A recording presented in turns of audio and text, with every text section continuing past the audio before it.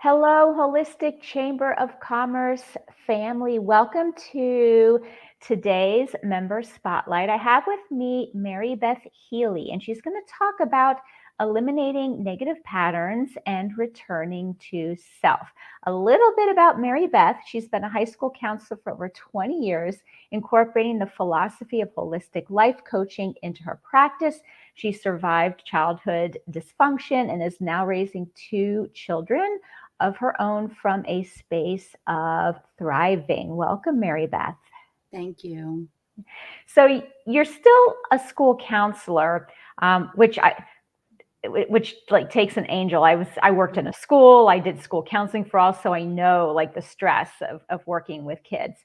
But you're also a holistic life coach. So talk a little bit about who you help as a life coach. Thank you so much, first and foremost, for hosting this platform and allowing those of us in the holistic world to bring forth what we're hoping to share with the world. It really means a lot to me to be able to be here and share with everyone. I have been a school counselor for 20 years, and what's unique about my district is that it's a 7 through 12. So I was with middle school students for 10 years. And now I'm back with high school students, and it's such a pivotal time in their lives. But what I noticed a while ago was how much more my job was in regards to these students and their families. It wasn't just educationally based, it was more about family dynamics, it was more about situations that arise, crises and traumas that arrive in families, and how they could potentially play out within the school day, but also realized that I was serving a greater purpose than just helping them get through their school day. Um, I was supporting them through whatever they and their families were going through. And so, born out of that came, these thoughts in my mind of how can I do that in a greater landscape? And so, about 10 years ago on social media, I created the platform of Simply Essential, and, would put up some of my thoughts and some of my interactions, and really trying to address what was mostly coming up for these families. And a lot of it had to do with the expectations of society and the role that mothers play and the role that parents play in the decision making for their children. And it made me curious about how all of those things could be addressed outside of the educational system. And so I spend my time working with parents whose students outside of the educational system are dealing with life circumstance, whether they're navigating a educational diagnosis that's affecting them socially, emotionally. How is that handled within the family? Which then turned into talking to women about relationships with their children's, relationships with themselves, relationships with their partners, with their parents, and uncovering these layers of these families that really had nothing to do with the educational system. While we were seeing it symptomatic in the educational system, it really had nothing to do with a student's ability to succeed academically. It had more to do with how they were regulating themselves, how they were communicating. And so the majority of my clients are families that are navigating divorce, navigating the loss of a parent, the loss of a grandparent, any kinds of what could be described as a trauma. And that encouraged me to just take the deeper dive into that whole holistic realm of what are the layers, what other layers are there in people, and how could those layers be supported so maybe we wouldn't see some of these symptoms during the school day. And by symptoms, I mean the lack of friends, the inability to concentrate on the schoolwork, the relationships with teachers, relationships with the administration. So when I started to tie in outside of the educational system how to navigate those pieces with families, then you would see the true nature of the child come through. But it wasn't just about the child, it was about the whole family. And, I want to say I so appreciate your family systems approach to life coaching because, to be honest, and I'm sure you all do exist, but in my experience, most of the life coaches that I come across are working just with an adult. It's a very one on one individualist focus. Whereas what you're saying, I mean, it's so true that no man is an island. Our health and wellness is very connected to our family dynamics, whatever that looks like. So I totally appreciate that you have that approach with the clients that you work with. Is there a particular reason why you got into this yourself? Most people have a story as to, well, this is kind of like why I'm passionate about this.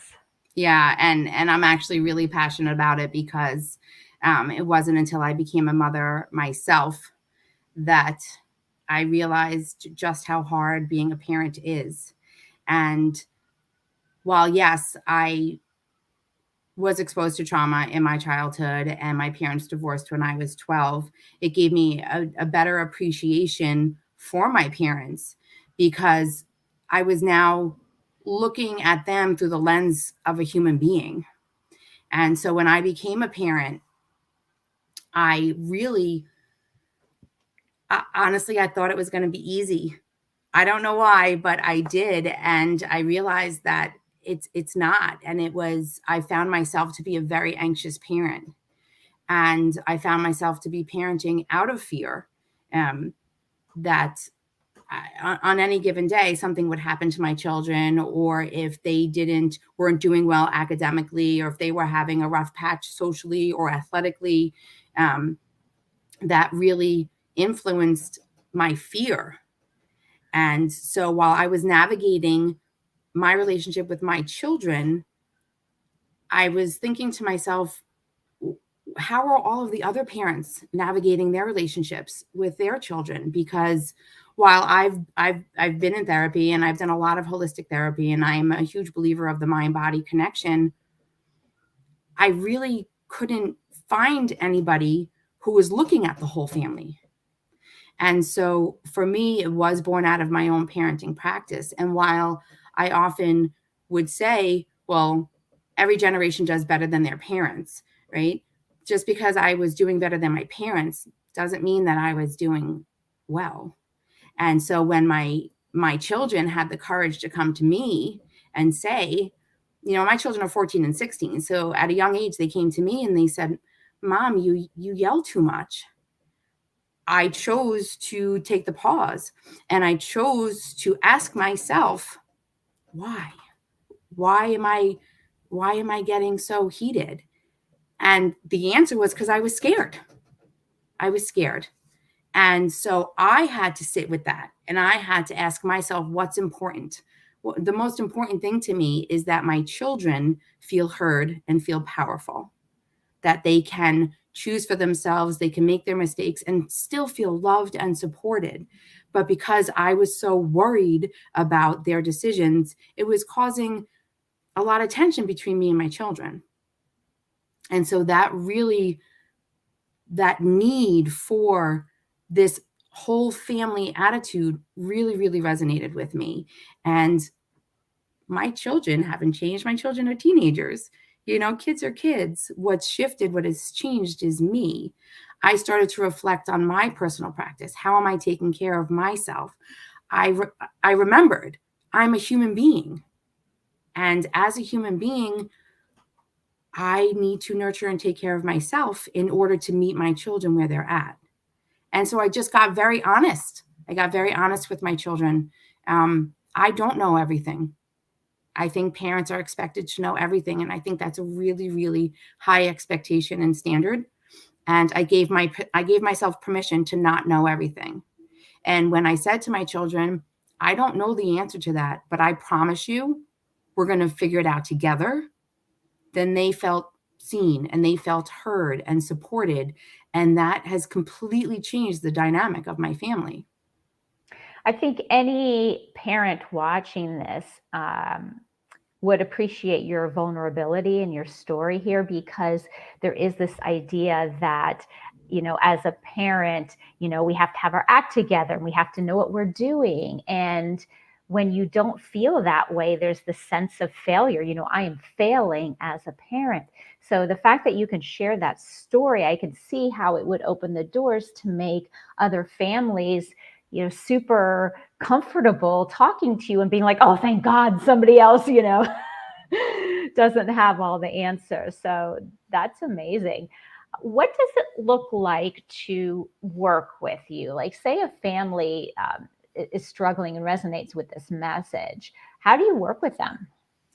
So ideally, I like to work with the parent, because I feel that if the parent can understand why they're reacting to situations, and they can take action steps, and they can create plans on how they're going to handle themselves when parenting their children, you'll just see the shift in the children.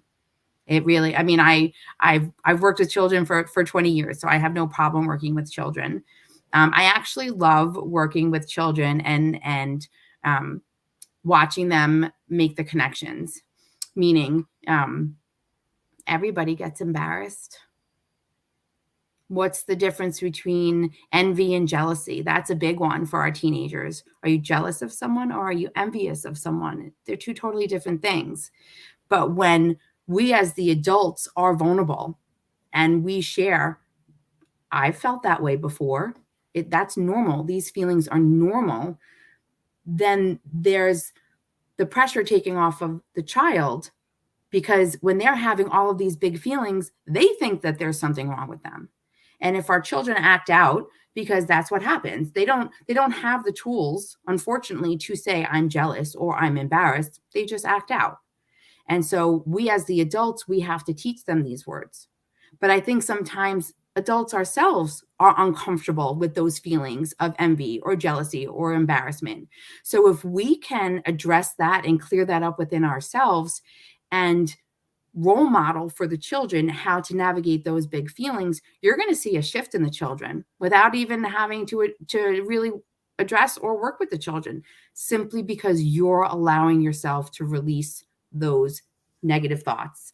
And that's where those thought patterns come in. I'm a big follower of Dr. Wayne Dyer, and he always propelled the I am statement. Whatever you put after I am is what you're training your brain to believe that you are. And so when I would make a mistake in parenting and I would say to myself, I'm a horrible mother, I am such a horrible mother, I'm just imprinting on myself that I'm a horrible mother. And so what I learned to do was have compassion and grace for myself. I'm a human being. I made a mistake. When people make mistakes, if the relationship is important, you'll go and you'll apologize. And so that's what I've done. That's the relationship I've created with my children, because I can't sit here and promise I'm never going to yell again. But what I can promise is that if I find myself yelling, I'm going to ask for my space, and I'm going to figure out why. And I'm going to come to my child, and I'm going, or anybody that I have a reaction with, and I'm going to apologize for my behavior. And then I'm going to continue to do the work within myself so that maybe I won't have a reaction, or the reaction won't be as severe. Or in that moment, I can explain to whoever it is that I'm talking to why I'm having a reaction. Because I don't think it's fair. I don't think it's fair for us to say that we're never going to have reactions. But if we can then figure out why we're having these reactions, that's really great role modeling for regulating our emotions, which is tied into our nervous system. And when you do have a history of trauma and you do have a history of dysfunction, that lives in your cells. And so there needs to be a tremendous amount of body work as well that goes along with understanding why our nervous systems are reacting the way that they are. You are so right when you talk about the behavior of the adults. Once those negative patterns are eliminated, it automatically trickles down and affects the children. And then the adult becomes a much better role model when he or she can admit that, I don't have the answers, that I'm working on my own stuff, that I'm, feeling angry and this is what's happening. So, you're so right about that. You talked about body work, though. Mhm. So I'm guessing some of the work you do includes that. So a lot of the work that I do includes the connection with our inner child. And so there, you know, we weren't always this grown. And so the younger experiences that we have had, they live in our minds, they live in ourselves, they live in our bodies. And so I really love to help my clients make that connection, help them to understand that some of their reactions could very well be coming from a time in their life when they felt that they had to self-preserve, or they had to survive, or they had to mediate adults when they should not have. And while I don't currently practice Reiki, or those are all things that I incorporate, chiropractic care, somatic movement, acupuncture, Reiki. Those are all things that I incorporate into my wellness toolbox, because I do understand, and I have experience and am living proof that there is this mind body connection. And so when my body is feeling better, then I'm able to regulate my emotions better. But if I'm holding in all of these feelings, they're going to show up somewhere. And Right. so my main practice is helping to make those connections. And again, then working with the client to take action steps. Which of these modalities resonates the best with you? And how can we hook you up with somebody who can provide that service for you? Hmm. Yeah, and there's a lot of evidence that is surfacing that shows how trauma is stored in our cells and our DNA, how it's passed down from generation to generation. And a lot of times, as a parent, you do the best you can based on what you learned growing up and what you witnessed. But that doesn't necessarily mean that it's a healthy way to manage the family and manage yourself. So I like this idea that we work from maybe like a behavioral perspective, Mhm. but also from a personal wellness, trauma relief, inner child. And hey, here are some other things that can support you. That's fantastic. Well, that's why I'm a certified trauma informed coach as well. I thought it was extremely important for me to not only know, you know, pull from what I've personally experienced, but then to also learn more about the whole history of trauma, and how it can impact people, how it can impact families, how it can impact society. And it's also why I chose to be get certified as a She Recovers coach, because a She Recovers coach holds the philosophy that everybody is recovering from something. Oh, You yeah. know, when we think about when I think about the word recovery, I think about recovery from an illness, or recovery from an addiction. But what I've learned, and what now I work with clients, like there was a period of time where I was recovering from parenting. Right? There's a period of time that I was recovering from, health issues, right? And like those are all, and this is why, like, sometimes I don't even really like that word trauma, because I feel like it holds such a negative connotation. But that's the word that we're using in society. And when you go through an illness, when you go through a death in the family, when you go through a relationship breakup, those all influence how you react, and those are considered traumas. And we wouldn't I don't think that we do a good enough job of honoring the fact that women go through so many different things, but yet don't feel comfortable talking about it, Right. because they're supposed to be the end all and the be all and do everything and know everything. And now we have, a generation of parents who are exhausted. And so that's why I am very passionate about this platform that I've created, to give women this space to just recover from whatever it is that they think they need to recover from. Right. Yeah. And we all are recovering from something. We all have trauma from something. We all have addictions. That's another word with such a negative connotation, but we could be addicted to shopping, to avoiding things, to passive aggressive. I mean, we all have it. And Yeah. it's nice that more people are talking about these issues so that it's a little less, there's a little less stigma, I think, attached when admitting and saying, hey, I really need to get help with this or work on this because it's impacting me, but it's also impacting my kids. That's Yeah. wonderful. Yeah. All right. So if someone is interested in connecting with you, maybe working with you, where can they find you? So I have the Facebook page, Simply Essential for You. I'm also on Instagram at Simply Essential for You. And I also, my new website is out, simplyessentialforyou.com, where I have, I write blog posts, and on there goes a little bit more in depth into my journey. And I also speak very much to my experience with essential oils. And so if anyone wants to email me, I can send them a link to a free Zytoscan, which helps to understand which oils and supplements would best support your body where you're at now.